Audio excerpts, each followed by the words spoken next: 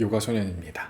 오늘은 한디제이라는 시절을 안고 있는 책을 권하는 일을 이전에 꽤 오랜 시간 동안 해온 요가 소년이라는 작자가 아주 오랜만에 책을 한번 읽어보면 어떨까라는 생각을 하게 됐습니다.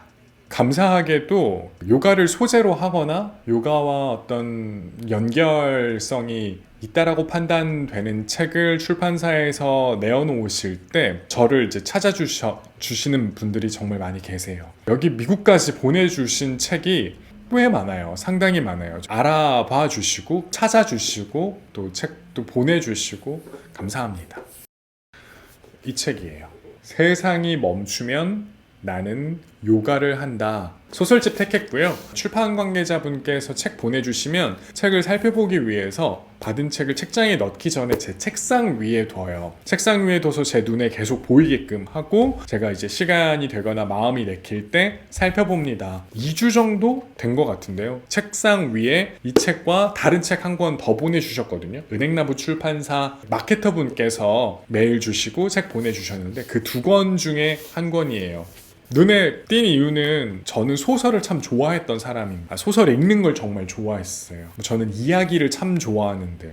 허구의 이야기라고 하지만 그게 과연 허구의 이야기인가? 사회의 어떤 한 단면을 종이 위에 글자로 전해주는 게 참 좋았어요. 소설 읽는 걸 참 좋아해서 책 읽는 라디오라는 라디오 방송도 친구들과 함께 만들었고 아주 긴 시간 동안 또 함께 했죠. 총 6명의 소설가분께서 김희설 작가님, 김혜나 작가님, 박생강 작가님, 박주영 작가님, 정지향 작가님, 최정화 작가님 이렇게 참여하셨고요. 우선 이 책이 어떻게 기획되었는지 말씀드리는 게 좋을 것 같은데요. 김혜나 작가님께서 기획의 말이라는 이름으로 이 책의 기획 의도를 말씀해 주셨거든요. 제가 제 언어로 안내하는 것보다 작가님께서 직접 쓰신 글을 읽는 게 좋을 것 같아요. 잘 들어보세요. 세상이 멈추면 나는 요가를 한다. 요가는 결합과 통제를 의미하는 산스크리트어 동사 유즈에서 유래한 단어입니다. 이에 대한 비유로 가장 흔하게 사용되는 예는 말에 멍에를 씌우다 라는 표현입니다. 멍에가 없는 말은 제멋대로 날뛰며 어디로 달려갈지 알 수 없기에 불안정하고 위험한 까닭입니다. 반면에 멍에를 씌운 말은 마부와 하나가 되어 움직임을 통제하는 훈련을 몸에 익힐 수 있습니다.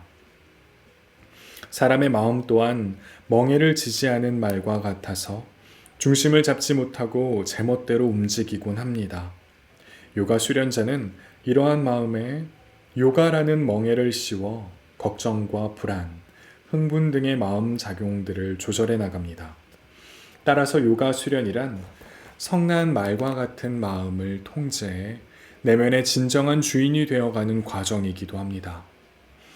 근원적인 의미로서 요가란 종교적 헌신과 철학적 사유, 윤리적 실천 등을 비롯해 삶을 살아가는 행위 그 자체이기도 합니다. 예를 들어 어떤 사람은 외로울 때 음악을 들으며 마음을 달래고 어떤 사람은 책을 읽으며 울거나 웃고 어떤 사람은 청소를 하면서 마음을 비웁니다. 이처럼 우리가 살면서 먹고 자고 일하고 쉬는 모든 행위들에 요가적 의미와 실천이 내재되어 있습니다. 어쩌면 이러한 요가의 의미가 너무 거창하게 느껴질지도 모르겠습니다. 개인적으로 요가 수련과 소설 창작을 병행해 오는 동안 주변의 작가들로부터 많이 들었던 이야기가 바로 요가에 대한 것이었습니다. 오랜 시간 한자리에 앉아서 글을 쓰는 작가들은 육체적으로나 정신적으로 쉽게 피로해지고 질병을 얻기도 쉽습니다. 이에 대한 해결책으로 시도하는 심신수련법이 요가인 경우가 많았습니다. 문득 궁금했습니다. 이 사람들은 어떤 자세로 요가를 하고 어떤 마음으로 소설을 쓸까요? 요가를 하는 마음과 소설을 쓰는 자세가 어떻게 다르고 또 같을지에 대한 호기심이 일었습니다. 그렇게 요가 수련자의 시선과 경험을 통과한 이야기를 나누고 싶은 마음에서 이 책의 기획은 시작되었습니다. 6명의 작가들이 들려주는 요가 이야기는 따뜻하고 긍정적인 부분과 불편하고 부정적인 부분을 모두 포함하고 있습니다. 삶과 죽음, 선과 악, 미와 추, 명과 암 중 어느 한쪽으로 치우치지 않고 전체를 받아들이며 균형을 찾아갈 때 비로소 내 마음과 나 자신이 이어지는 체험을 할 수도 있을 것입니다. 그렇게 서로 다른 것들이 이어지듯 나와 당신이 이어지고 마음과 마음이 이어지고 이야기와 이야기가 이어지기를 바랍니다. 한 호흡 한 호흡 숨을 고르듯 문장과 문장을 고르고 엮어 다양한 이야기를 빚어준 6명의 소설가들에게 감사와 존경의 마음을 전합니다. 수련하듯 정성 들여 써내려간 6편의 이야기가 이 책을 찾은 독자들에게도 새로운 요가적 체험으로 다가가기를 소망합니다. 최근이죠. 2021년 가을 두 손 모아 김혜나. 저는 박주영 작가님의 소설 한 편을 읽어볼까 하고요. 20페이지 제가 읽는다고 했잖아요. 박주영 작가님의 작품의 3분의 한 2가량 제가 읽게 되는 격인데요. 이야기가 끊기게 되겠죠. 네, 들어보시다가 너무 재밌겠다 싶으실 거예요. 그러면 이 책 직접 구입하시든 대여하시든 읽어보시면 어떨까 싶어서 뭔가 딱 끊기는 느낌이 있습니다만 제가 이 책을 다 읽는 건 역시 제가 원하는 그러한 의도는 아니었기에 종이책은 이런 맛이죠. 박주영 작가님 소개고요. 이런 작품을 쓰셨다고 합니다. 저도 아직 읽어보지 않았다고 말씀드렸죠. 아까 함께 읽는다고 생각하시면 좋을 것 같습니다. 읽어볼게요. 그 소리가 들렸을 때 나는 요가를 하고 있었다. 그때 요가를 하지 않았다면, 아니 그 시간에 요가를 할 수 없었다면 나는 그 일에 휘말리지 않을 수 있었을까? 세상 어디에서도 일어날 수 있는 일이었고 지금도 일어나고 있지만 그 시절이 아니었다면 그 일은 다른 양상을 띠었을지 모르고 적어도 나는 다를 수 있었을지 모른다. 이제 나에게는 그 소리가 들리지 않지만 아직 그 소리가 들리던 때를 완전히 벗어나지는 못했다. 누군가는 아직 그 소리 속에 머물고 그 소리는 때때로 마음속에 있을 것이다. 정말일까? 적어도 내가 내 마음의 소리에서 벗어나기 위해 지금도 요가를 하고 있는 것만큼은 정말이다. 10년 동안 회사를 다니고 맞이한 안식년이었다.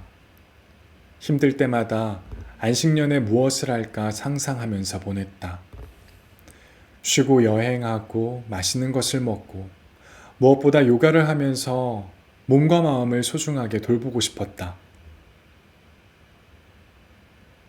안식년을 기다리며 내가 버틸 수 있었던 건 요가 때문이었다. 일을 마치고 저녁에 요가원에 가는 것이 나의 유일한 낙이자 스트레스 해소 방법이었다. 다양한 요가 프로그램이 있었는데 나는 플로우 요가부터 한 요가, 플라잉 요가, 하타 요가, 서포 요가, 아슈탕가 요가, 빈야사 요가까지 그때그때 하고 싶은 것들을 찾아다니며 우후죽순으로 섭렵했다. 요가를 하는 방식처럼 나는 대충대충 아주 치열하게 살았다. 요리는 거의 하지 않고 외식을 하거나 배달 음식을 시켜 먹었고 집안일은 남편과 둘이서 일주일에 한 번 몰아서 했고 주말이나 회식이 있는 날에는 술을 마시면서도 시간 날 때마다 요가를 한다는 것이 나의 위안이자 변명인 그런 시기였다. 언젠가는 내 삶을 정돈하고 싶었다. 안식년을 위해 지금은 비록 어쩔 수 없지만 안식년만 되면 이런 마음으로 모든 것을 미루면서 살았다.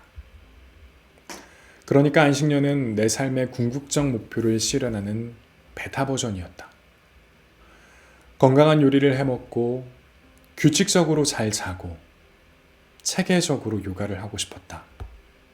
이렇게 닥치는 대로 치열하게 말고 질서정연하고 차분하고 평화롭게 안식년을 상상하며 만든 수많은 선택지 가운데 제일 처음 빼든 것은 아무것도 안 하는 것이었다.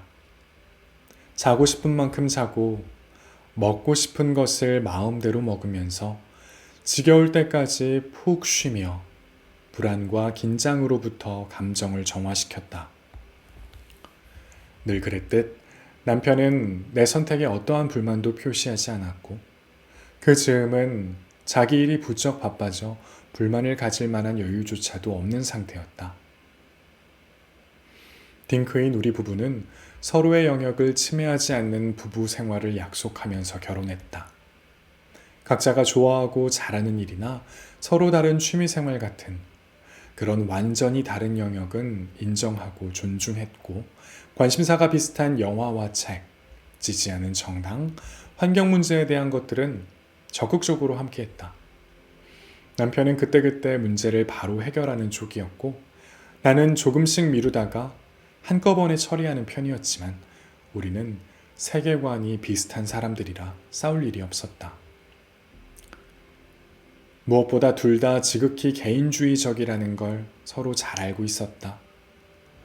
회사에서 유능하게 사람들을 이끄는 리더십과 유연함을 발휘하는 건 우리의 영혼을 끌어모은 일이었으므로 우리는 서로에게 가장 좋은 친구이자 조언자가 되는 걸로 나머지 불필요한 인간관계를 모두 정리하고 대신했다.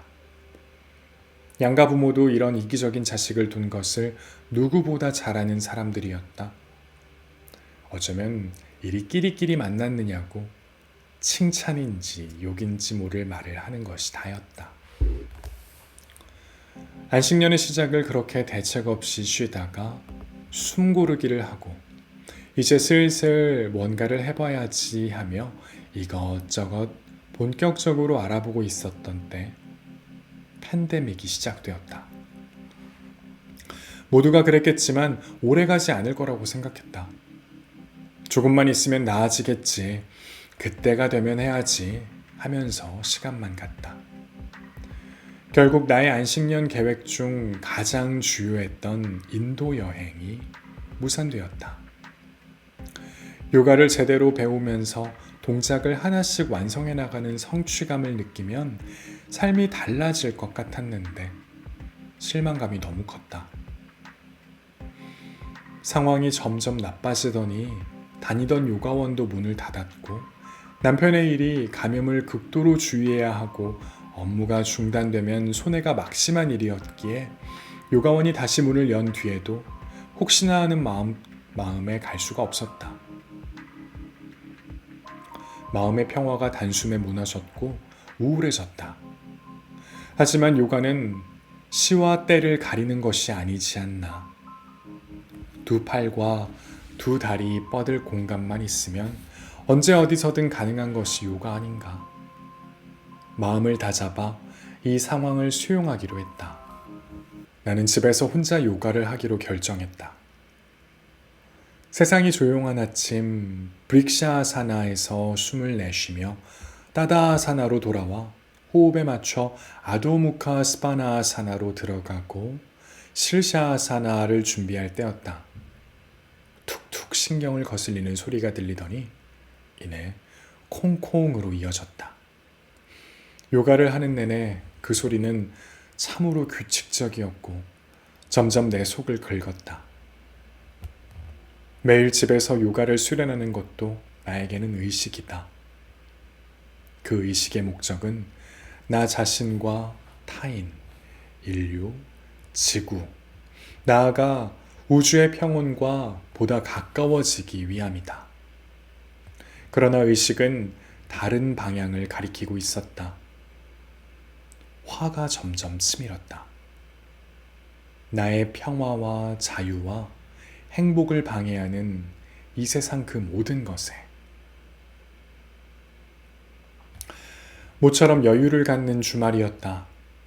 요가 수련 때문에 주중에는 늦잠도 음주도 하지 않는 나에게 주말은 일종의 치팅데이이자 남편과 둘이서 시간을 보내는 날이었다. 우리는 소파에 앉아 과일 안주에 와인을 마시면서 영화를 보고 있었다. 느닷없이 인터폰이 울렸다. 아래층인 13층이었다. 남편이 인터폰을 받았다. 아래층인데요. 좀 조용히 해주시면 좋겠어요. 네? 무슨 소리가 들리나요? 쿵쿵 소리 때문에 잠을 못 자겠네요. 요 며칠 계속 그러네요. 지금요? 네. 저희는 소파에 가만히 앉아 있었는데요. 우리는 아이도 없고 집에서 요리도 잘하지 않고 소음을 낼 일이 거의 없으며 지금 소파에 가만히 앉아 영화를 보고 있었을 뿐이라고. 억울한 남편은 그때 보고 있던 영화 제목까지 말하며 디테일을 보태고 있었다. 신생아가 있어 잠도 잘 못 자는데 너무 힘드네요. 좀 조심해 주세요. 우리의 입장을 다 듣고 13층 남자가 피곤한 목소리로 말했다. 우리는 소음을 냈으면서 아닌 척하는 거 아니냐는 의심을 거두지 않는 것이 역력했다. 그 후 우리는 영화에 집중할 수 없었다. 모처럼 둘이 갔던 여유는 산산이 부서졌다. 둘 다 오해받는 것을 견디지 못하는 데다 남에게 피해를 주는 것을 싫어하고 자유와 정의에 민감한 스타일이었다. 우리가 무슨 소리를 냈다는 거지? 가만히 앉아서 영화만 봤는데. 내가 말했다. 우리 집에 아니면 어디서 소리가 난 거지? 자기 무슨 소리 들었어? 아니, 영화 소리를 착각한 건가? 그 정도는 아니지 않아? 우리가 영화를 한두 번 본 것도 아니고 저건 조용한 영화잖아. 그리고 지금 몇 시야? 그 사이 자정이 지나고 있었다. 아래층에 누가 새로 이사 온 건가? 무슨 일이래? 그동안 한 번도 이런 적 없었잖아. 우리는 이 아파트에 6년째 살고 있었다. 한 층에 4세대가 거주하고 있는 25층 아파트에서 그동안 한 번도 층간소음으로 연락을 한 적도 없었다. 적잖이 억울하고 이상한 상황이었다. 그러고 보니 며칠 전에 위층에서 이상한 소리가 난 적이 있어. 나는 얼마 전 혼자 요가를 할 때 들렸던 콩콩 하는 소리에 대해 남편에게 이야기했다. 처음에는 그러려니 하고 요가에 집중하려 했지만 그 규칙적인 소리가 멈추지 않았다. 콩, 콩, 콩. 도대체 무슨 소리였을까?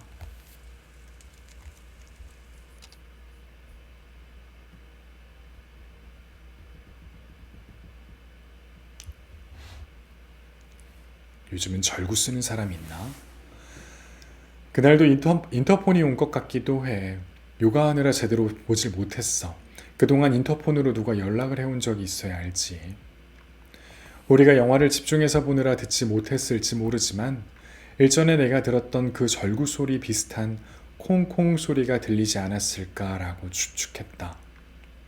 아무튼 우리가 내린 결론은 소음은 우리 위층에서 낸 것일 테고 이웃에 변화가 생겼다는 것이었다.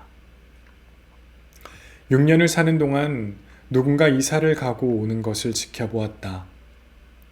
이사 때문에 엘리베이터를 사용한다고 양해를 구하는 글이나 아파트 동 앞에 놓인 이삿짐차, 그리고 인테리어 공사까지.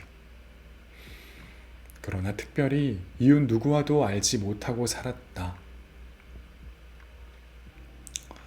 두 대의 엘리베이터를 같이 사용했지만 얼굴을 익힐 만큼 자주 마주치는 이웃은 없었다.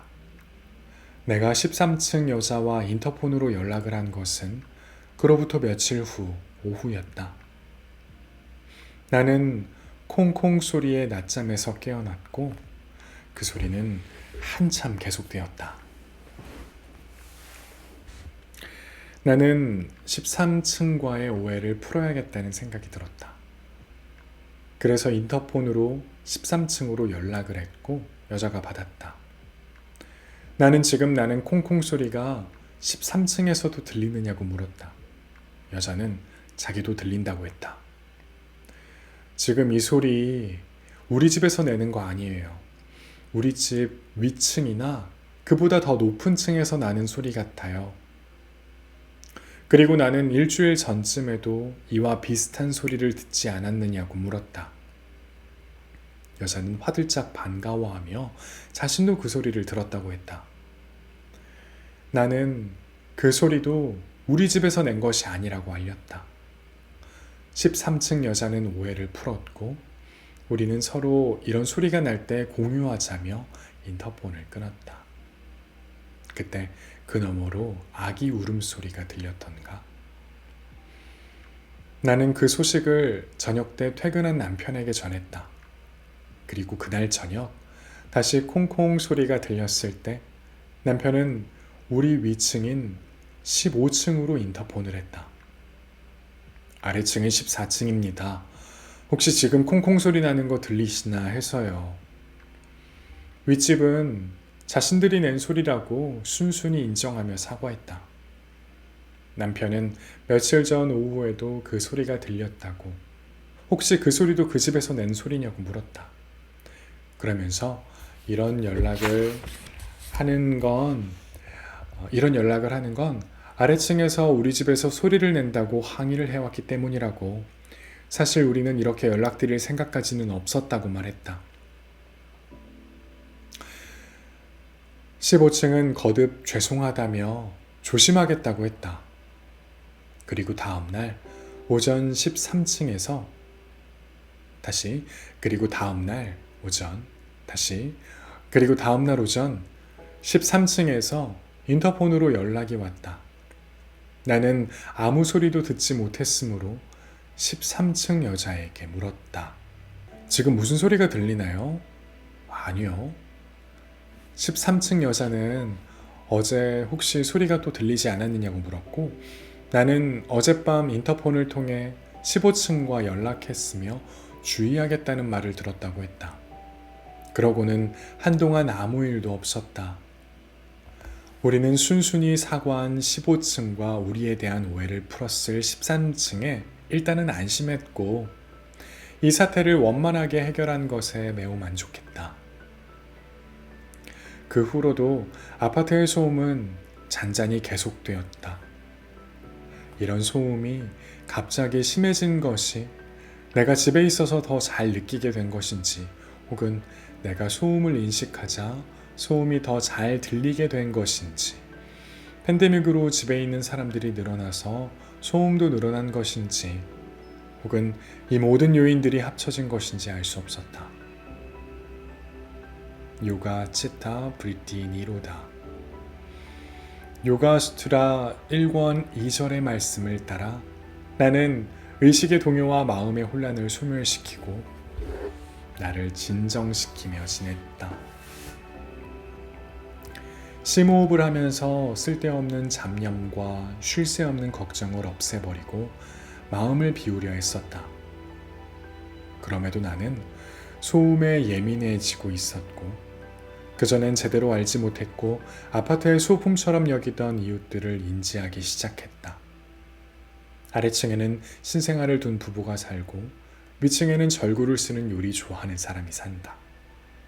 그리고 17층에 이사 올 사람이 입주 전 인테리어 공사를 시작했다. 요가는 몸을 움직이고 정신을 집중하고 호흡을 의식하며 마음을 다스려 명상하는 것, 즉 움직이는 명상이다. 동작보다 호흡, 나만의 흐름을 만들어가는 마음이 중요한 영혼의 춤이다. 수시로 변화하는 자신의 상태를 알고 현재와 하나 되는 과정을 통해 균형과 고요에 이른다. 요가의 이완 마무리 단계로 사바아사나로 누워 휴식을 취하는데 천장이 무너지는 것 같은 소리가 났다. 깊은 휴식 상태에서 고요하게 수련을 이어가야 하는데 마음에 집중할 수도, 마음을 정돈할 수도 없었다. 참으려야 참을 수가 없는 소리였지만 엘리베이터에 붙어 있던 공구를 생각하며 참았다. 17층에 새로 이사 올 사람이 일주일 넘게 인테리어 공사를 한다고. 공사 기간 중 특히 이틀은 망치 소리 등으로 아주 시끄러울 수 있다고 했다. 그리고 현관 앞에 종량제 쓰레기 봉투와 함께 공사 소음에 대해 사과하는 쪽지가 붙어 있었다. 정말 시끄러울 수 있다고 경고한 그날인 건가? 그리고 또다시 아기가 울었다. 인테리어 공사가 시작되기 전부터 나를 지속적으로 힘들게 한 소리는 아기 울음소리였다. 아기가 울었지만 참았다. 말 못하는 우는 아기를 어쩔 수 없으니 이해해야 했다. 17층의 인테리어 공사도 마찬가지였다. 며칠만 참으면 될 어쩔 수 없는 일이었다. 그러니까 현재로선 방법이 없는 일이었다. 그런데 어떤 여자가 소리를 지르기 시작했다. 아기 울음소리와 여자의 고함소리. 아이 엄마인 건가? 이건 또 어느 집의 상황인 걸까? 하필 난 왜 올해 안식년인 걸까? 회사라도 가고 싶은 심경이었다. 내가 회사에 가고 집에 없는 동안 이 아파트에서 벌어지고 있었을 일들을 생각했다. 나는 지금 이 시간 이런 세상에 있으면 안 되는 사람이었다. 이건 그 누구의 잘못도 아니다. 이 빌어먹을 세상 탓이다. 그런데 정말 누구의 잘못도 아닌 걸까? 아이는 울고 엄마는 소리 지르고 쿵쿵거리는 망치 소리에 미칠 지경인 나날이었지만 어디로도 갈 수 없었다. 지금 이 아파트는 어쩔 수 없는 사람들로 그득했다. 아이들은 어린이집과 유치원에 가지 못했고 학생은 학교에 갈 수 없었고 어른들은 회사에 가지 못했다. 전염 속에 갇히게 되었다. 엘리베이터를 기다리다가도 다른 사람이 오면 피했다. 먼저 이용하게 양보했고 서로 같은 공간에 있는 것을 피하면서 서로의 존재를 소리로 어느 때보다 확실하게 느끼고 있었다. 아파트 관리사무소는 소음을 내지 않도록 서로 주의하고 이웃을 배려해달라는 방송을 거의 매일 하다시피 했다. 남편이 순환 재택근무를 시작했다. 남편도 아이 울음소리를 들은 모양이었다. 이거 13층 아기가 우는 거야? 그 집 아기만 우는 건 아닌데 이건 그 집 맞는 것 같아. 저 정도면 아동학대 아니야? 좀 심하지? 아기가 밤낮으로 하루에도 몇 번씩 저렇게 악을 쓰고 울 수 있나? 소리 지르는 건 아기 엄마인 거야? 혹시 때리는 거 아니야? 13층 맞긴 맞아? 별의별 상상을 하게 만들었다. 남편은 어느 집인지 알아야겠다며 복도로 나갔다가 들어왔다.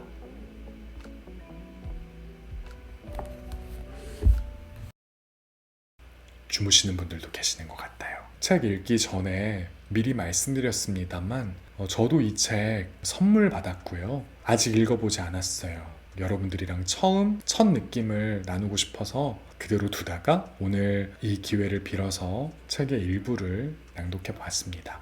세상이 멈추면 나는 요가를 한다라는 제목의 소설집이고요. 6명의 작가분께서 요가를 소재로 이야기를 펼쳐주셨어요. 김유진 작가님께서 이런 이야기를 책 뒷면에 남겨두셨는데요. 신체의 단련을 통한 내면의 평화. 요가의 목표는 단순하지만 소설집 속 인물들에게 요가학이란 끝없는 세상의 방해로부터 자신을 지키려는 일종의 전투 행위에 가깝다. 6편의 소설을 읽고 있으면 우리는 개인의 삶을 위협하는 각기 다른 6개의 장면과 마주하게 되고 이토록 곤란한 세상에서 그럼에도 불구하고 모든 인물들이 무언가를 한다는 사실에 새삼 놀라게 된다. 라고 추천사를 남겨두셨는데요. 읽어보시길 바랍니다. 저는 너무 재미있었어요. 그래서 또 여러분들 반응 살펴서 또 다시 이런 자리를 마련해 보도록 하겠습니다. 혹시 출판 관계자분 또 계신다면 그 요가를 소재로 하거나 요가와 관련성이 있는 책을 펴내신다면 문의 주세요. 네, 선물 보내주시면 또 감사히 받도록 하겠습니다. 함께 해주신 여러분들 너무너무 감사드리고요. 여기까지 하도록 하겠습니다. 이상 책 읽고 듣는 밤의 요가소년이었습니다. 감사합니다.